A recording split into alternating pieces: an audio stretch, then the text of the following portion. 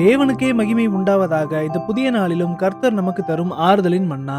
கர்த்தர் நம்மை தேடி வந்து தேறுதல் அளிக்கிறார். அத்தகைய ஒரு உன்னத ஆறுதலை பெற்றுக்கொள்ளும் பொருட்டு இன்று பரிசுத்த வேதாகமத்திலிருந்து நாம் தியானிக்க போகிறோம். இப்பொழுதும் மகளே, நீ பயப்படாதே, உனக்கு வேண்டியபடியெல்லாம் செய்வேன். நீ குணசாலி என்பதை என் ஜனமாகிய ஊரெல்லாம் அறிவார்கள். வேதாகமத்தில் இந்த நிகழ்வு நடந்த சூழ்நிலையை நாம் உற்று நோக்கினால், ரூத் தன் கணவனை இழந்து, நாட்டை இழந்து, மாமியாரோடு வறுமையின் உச்சத்தில் பெத்லஹேமுக்கு திரும்பி வந்திருந்தாள். பிறருடைய வயல்களில் சிந்தி கிடக்கும் கதிர்களை பொறுக்கித்தான் தன் வாழ்க்கையை நடத்த வேண்டிய இக்கட்டான நிலை அவளுக்கு இருந்தது. இப்படிப்பட்ட ஒரு நள்ளிரவில் போவாஸ் என்னும் உத்தம தேவ மனுஷனுடைய பாதத்தண்டில் அடைக்கலம் தேடி பயத்தோடும் ஏகப்பட்ட கேள்விகளோடும் அவள் நின்று கொண்டிருந்தாள். அப்போதுதான் கர்த்தர் அந்த தேவ மனுஷனாகிய போவாசின் நாவை கொண்டு ரூத்திடம் இந்த வார்த்தைகளை பேசுகிறார். ரூத்தின் உள்ளத்தில் இருந்த அத்தனை பயங்களும் நீங்கின.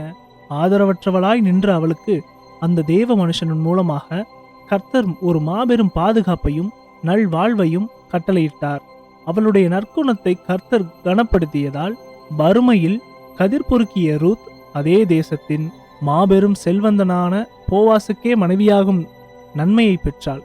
கர்த்தர் அவளுடைய வாழ்வை மாற்றி அவளை பெரும் ஆசீர்வாதமாக உயர்த்தினார். தொழில் நெருக்கடி, கடன் சுமைகள் மற்றும் தோல்விகளினால் உள்ளுக்குள் உடைந்து போய் வெளியே சொல்ல முடியாமல் தவிக்கும் அன்பு சகோதரர்களே, சகோதரிகளே, கர்த்தர் உங்கள் நேர்மையை கண்டிருக்கிறார். மனிதர்கள் உங்களை மதிக்காவிட்டாலும் இயேசுவின் பெருங்கிருபை உங்களை தாங்கி உங்களை நன்மையாக நடத்தும். உங்கள் பயங்கள் நீங்கி உங்கள் இருதயங்களில் தெய்வீக சமாதானம் உண்டாகும். இந்த புதிய நாளுக்காக ஜெபிப்போமா?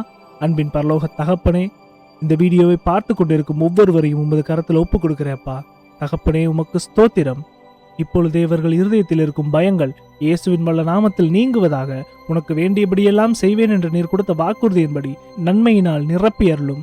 மனிதர்களால் தர இயல முடியாத உன்னதமான தெய்வீக சமாதானத்தாலும் கிருபையாலும் இவர்களுடைய இல்லங்களை நிரப்புவீராக, இவர்களுடைய இருதயங்களை நிரப்புவீராக.